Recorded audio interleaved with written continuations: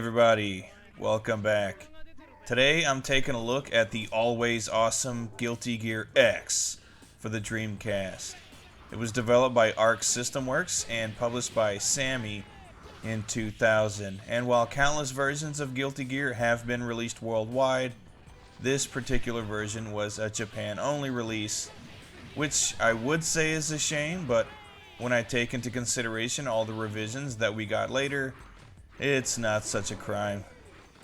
Guilty Gear X is set a few weeks after the first game and the destruction of Justice, when a new commander gear is discovered and the Order of Holy Knights, fearing the outbreak of another war, start a new tournament with the goal of capturing and killing this gear, which turns out to be Dizzy.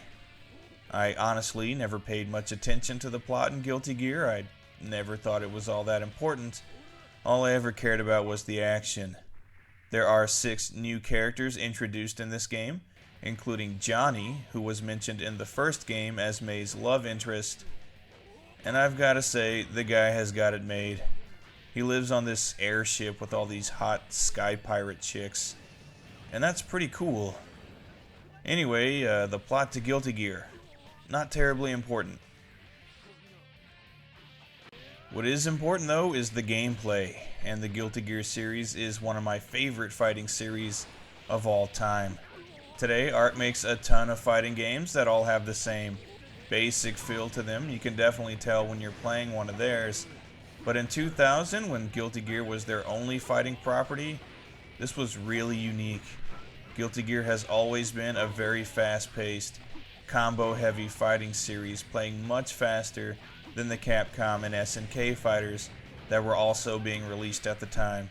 This style isn't for everyone. Some people don't really care for the string together the longest possible combo gameplay style, but I definitely like it. And when I tire of it, there's no shortage of other fighting games to turn to. You have 14 characters to choose from right away and 3 more characters to unlock, which is a decent sized roster, and every character has a unique play style to a certain extent.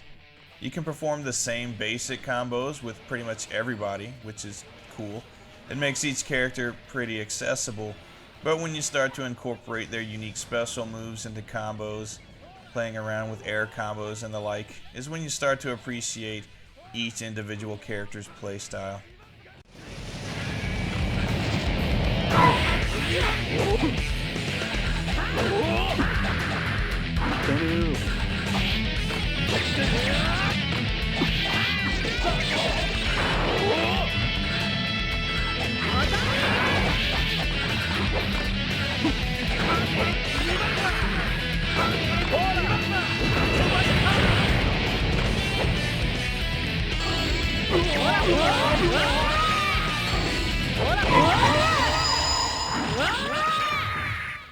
One gameplay mechanic from the Guilty Gear series that people either love or hate is the destruction moves, attacks that can instantly win you a round if successful, though if you miss it, you can't use any of your super moves for the duration of the round.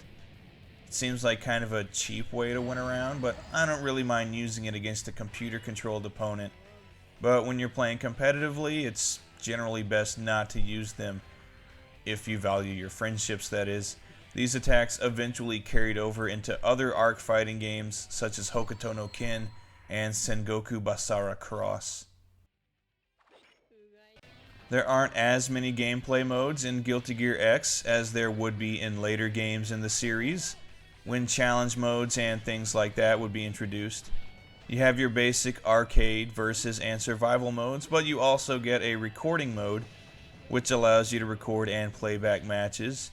Also, not that it matters much now, but you could go online and take on other Guilty Gear players around the world.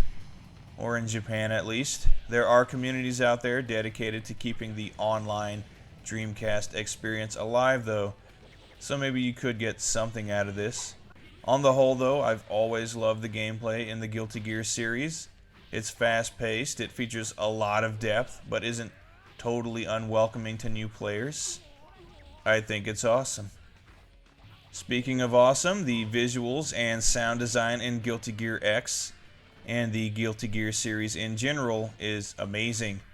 The character designs are always really cool, and the animations on them are just great. Much better than the 2D sprites being used by Capcom and SNK at the time. All the stages are really awesome looking too, very well designed, and there's a ton of color and detail in each one. I've got no complaints about the visuals, but the sound design gets even higher marks from me. This is seriously some of my favorite music in all of video games. Tons of high energy speed metal that really matches the action, and there are some amazing guitar arrangements here. Somebody at Arc System Works really loves their metal, as is evident by the many heavy metal references in the series, like special moves and characters being named after metal artists and songs. Just some examples are boss character Testament, the bandana-clad Axel, and Kai's super move dubbed Ride the Lightning. Very nice. Overall, the visuals in Guilty Gear X are great, and soundtracks don't get much better than this.